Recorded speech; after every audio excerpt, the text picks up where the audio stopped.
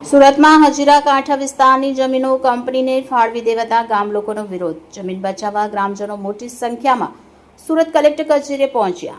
જાન દેંગે જમીન નહીં ના નારા સાથે ગ્રામજનોએ કલેક્ટરને આવેદનપત્ર આપ્યું। રિપોર્ટર ચેતન તરી, બુલેટ 26 ગુજરાત ન્યૂઝ, સુરત।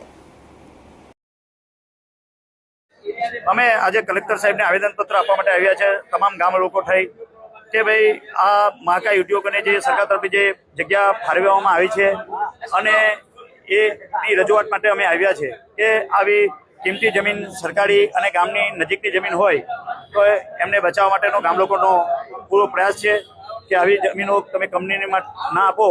સરકાર પાસે અમારી એટલી જ માંગણી છે કે સાહેબ તમે એ લોકોને એની આગળની જમીન ખેડૂતોની પોતાની માલિકીની જગ્યા છે એ જમીન વેચાણ લઈને પણ કંપનીએ જો કરવું હોય તો એની અંદર ટાઉનશીપ બનાવી શકે છે, પરંતુ સરકારી આવી જમીન મહામૂલી જમીન જો રવા દેવામાં આવે તો ઘણા ગામ લોકોનું અંદર રોજીરોટી મળે એ અમારો ઉદ્દેશ છે।